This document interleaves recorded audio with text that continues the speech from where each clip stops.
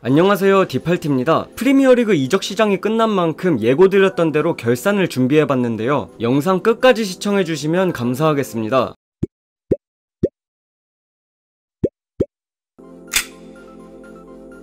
막판 사네의 부상으로 인해 미넨과의 딜이 뒤틀어진 것을 제외하면 맨체스터 시티는 나름 계획적인 이적 시장을 보냈습니다. 콤파니의 이탈은 페르난지뉴의 센터백화로 메울 것으로 보이며, 이에 방출이 예상되었던 귄도아는 재계약을 체결했죠. 맨체스터 시티로서는 최선을 넘어 현 상황에서 가장 이상적인 이적 시장이 되었다고 봐도 과언이 아닙니다. 이적 시장 막바지 칸셀루까지 합류하며 이들은 우측 공격에 있어서 다양성이라는 새로운 키워드마저 얻었고요. 그래도 불안한 점이 있다면 사네가 장기 부상을 끊으면서 이후에 벌어질 기량 하락과 가치 변동 정도가 있겠죠. 저는 이번 여름 이적 시장이 사네를 내보낼 적기라고 생각했는데 이 딜은 무산되었습니다. 분명 스쿼드 뎁스에 있어 플러스가 될 선수는 맞지만 장기 부상 이후에 폼을 유지하지 못한다면 시티는 그를 이번 여름 이적 시장에 거론된 액수보다 낮게 책정할 수밖에 없겠죠. 맨시티에게 이번 사네 부상은 치명적이라고까지는 못해도 꽤나 골치 아픈 사건이 되었네요.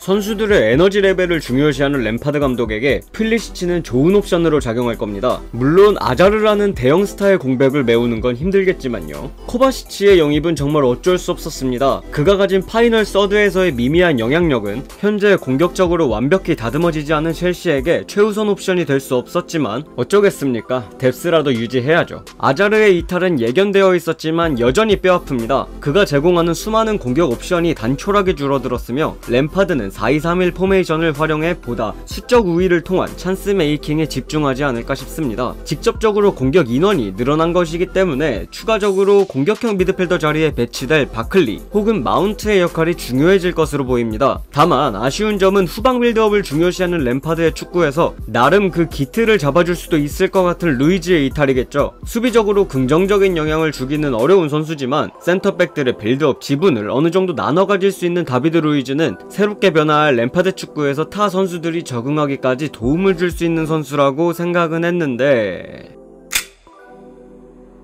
아스날의 최근 이적 시장 행보는 꽤 좋다 정도로 평할 수 있겠습니다. 그들이 계획한 대로 흘러가지는 않았음에도 차선책을 발빠르게 선점해 전체적인 틀이 깨지지는 않게끔 유지했죠. 이 점 하나만으로 그들의 이적 시장은 긍정적이었다고 생각합니다. 니콜라스 페페는 상당히 좋은 아스날 공격진을 좀 더 완성형에 가깝게 촉진시켜줄 수 있는 선수이며 티어니와 더불어 전체적인 팀 스쿼드에 활기를 불어넣어줄 수 있는 젊은 자원이고요. 살리바야 정말 그야말로 복권에 해당하는 선수니 두고 봅시다. 그보다는 역시 다비드 루이즈의 뜬금 이적에 더욱 눈길이 갈 수밖에 없겠죠. 프리미어리그에서 잔뼈 굵은 수비수를 꽤 저렴한 이적료에 영입한 아스날은 코모씨의 대체를 꽤 그럭저럭 해냈습니다. 아참, 세바요스를 빼놓을 뻔했네요. 기본적인 이적 형식이 임대딜인 만큼 세바요스에게 큰 부담은 없을 겁니다. 다만 엘레니와 기행두지보다 못한 퍼포먼스를 보인다면 그건 좀 문제가 있겠죠. 코모씨의 이야기는 안 하도록 할게요. 아스날 팬이 아니더라도 축구팬이라면 기분이 썩 좋을 딜은 아니니까요. 사실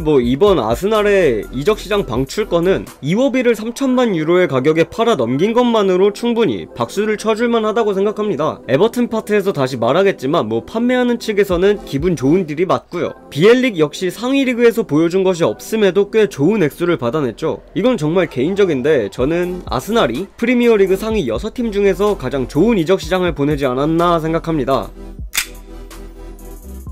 울버햄튼은 커다란 돌풍을 일으키며 유로파리그 진출에 성공했습니다. 그들에게 있어 가장 급선무였던 것은 일정에 맞게 스쿼드 뎁스를 보다 두껍게 만드는 일이었고요. 울버햄튼이 이 숙제를 해결하기 위해선 이적시장 초반 행해졌던 라울 히메네즈와 덴동커의 완전 영입 말고도 추가적인 영입이 필요했죠. 그리고 그들은 해냈습니다. 이적시장 내내 크고 작은 링크들이 반복되었어요. 이 딜이 정말 성사될 수 있을까 하는 링크부터 이거 참 소소하네 라고 느껴졌던 링크까지 참 다양한 링크들이 있었지만 울버햄튼은 그 이상의 성과를 거두지 않았나 싶습니다. 패트릭 쿠트로네는 정통적인 스트라이커로서 울버햄튼에 기여할 겁니다. 라울 히메네즈와 디오고 조타와는 또 다른 옵션을 제공할 수 있다는 점, 그리고 매우 어리다는 점 정도는 긍정적으로 작용하겠으나 그가 밀란에서 보여준 한계를 극복해야 하는 것도 사실입니다. 경기력에 도움을 주기 힘든 플레이 스타일 구조라든지 이 때문에 벌어지는 지공에서의 문제점이라든지 말이죠. 물론 울버햄튼의 플레이 스타일이 지공과는 거리가 거리가 멀기 때문에 큰 문제로까지 여겨지지는 않겠지만요. 부상으로 시즌을 거의 다 날려버렸던 헤수스 바예오의 합류도 있었습니다. 백스리를 사용하는 클럽임에도 센터백 뎁스가 얇았던 울버햄튼에게는 최상의 임대들이 아닐까요? 이외에 라치오에서 건너온 어린 선수들 2명이 있는데 후반 막바지 교체 투입에 사용되던 선수들이라 자세한 건 넘어가겠습니다.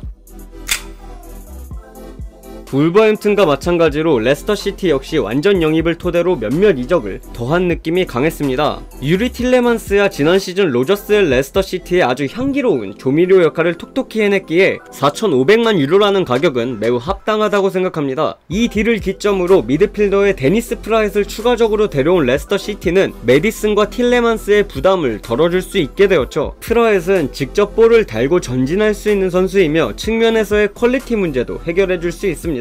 우측 풀백에 히카르두 페레이라가 자리하고 있는 레스터시티인 만큼 프라잇과 히카르두가 보여줄 측면 작업은 매우 볼만하실 겁니다. 아요세 페레즈의 영입도 눈여겨볼만 합니다. 일단 이에아나초라는 플루크 공격수를 더 이상 안 봐도 된다는 초절정 장점에 온더볼이라는 색다른 옵션도 제공할 수 있죠. 오프더볼 능력도 나쁘지는 않지만 이게 역습 상황에서는 예상보다 잘 드러나지 않는다는 게 아쉽습니다. 레스터시티 축구에 적응하는 시간이 필요하긴 할 거예요. 해리 맥가이어가 결국 맨체스터 유나이티드로 이적하면서 레스터시티 수비진에 공백이 생겼습니다. 딜이 계속해서 지연되었음에도 대체자에 대한 딜은 전혀 진전되지 않았고 막판에 가서야 이리저리 영업을 뛰어봤다 하지만 어쩝니까? 다른 팀들은 이미 레스터시티를 그저 8천만 파운드가 생긴 호객님으로 맞이할 게 뻔한데요. 사정이야 있었겠지만 사정 없는 팀이 어딨겠어요. 이적료의 수준과는 상관없이 맥가이어에 대한 보강이 이뤄지지 않은 점은 레스터시티의 발목을 크게 붙잡을 수도 있겠네요.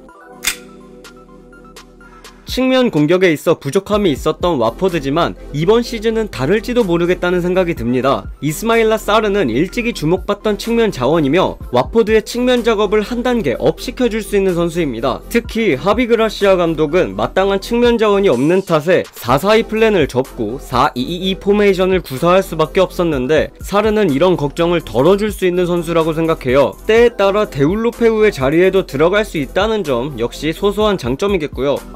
그리고 웰백도 자유계약으로 데려왔습니다. 과연 웰백은 부상의 늪에서 헤어나올 수 있을까요? 뉴캐슬은 이번 이적 시장에서 좀 더 에너지 레벨에 중점을 둔 것 같습니다. 조엘링턴과 생 막시맹은 이러한 컨셉에 매우 부합하는 선수들이고요. 의외인 것은 리그왕에서 에밀 크라프트를 데려왔다는 점이네요. 제가 볼로냐에서의 크라프트에게 느낀 점이라고는 풀백치고 오버래핑에서 얻는 효과가 전혀 없었고 센터백으로 쓰기에는 수비력이 부족했다는 점이 끝이었거든요. 아마 르젠의 사례가 있어서 데려왔나 싶지만 글쎄요.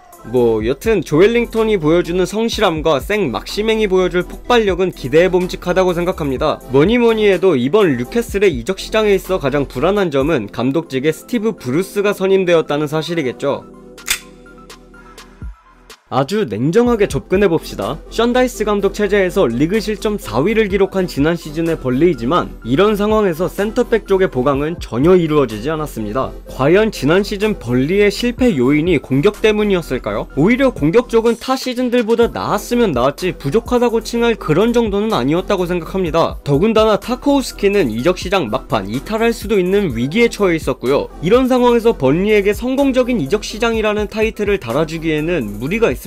제이 로드리게스는 분명 알짜배기 영입으로 작용하겠지만 기용 자체에 의구심을 가질 수밖에 없는 드링크 워터라든지 단순한 백업 그 이상의 의미를 지니지 않을 에릭 피에터스에 대한 딜은 좋게 평가해주긴 어렵겠죠. 챔피언십에서의 활약을 프리미어리그 활약으로 치환할 수는 없는 법입니다. 브라이튼은 꽤 많은 이적료를 사용했지만 아담 웹스터와 닐 무페이는 아직 상위 리그에서 검증받지 못한 자원들이고요. 그나마 고무적인 것은 웹스터, 무페이를 시작으로 트로사르, 아론 무이 등 전 포지션에 걸친 보강을 해냈다는 것입니다. 루이스 덩크를 지켜내는데 성공한 브라이튼이기에 센터백 라인은 어느정도 갖춘 모습이고 이제 공격에 있어 머레이에 대한 의존도만 낮추면 되겠네요. 자, 오늘 제가 준비한 영상은 여기까지입니다. 제가 오늘 목 상태가 너무 안 좋아서 녹음을 하는데 지장이 많았는데 양해 부탁드립니다. 그리고 시즌이 개막한 만큼 이제 경기에 대한 리뷰도 시작할 예정이니까요. 많은 관심 부탁드리겠습니다. 재밌게 보셨다면 좋아요와 구독 한 번씩 부탁드리겠습니다.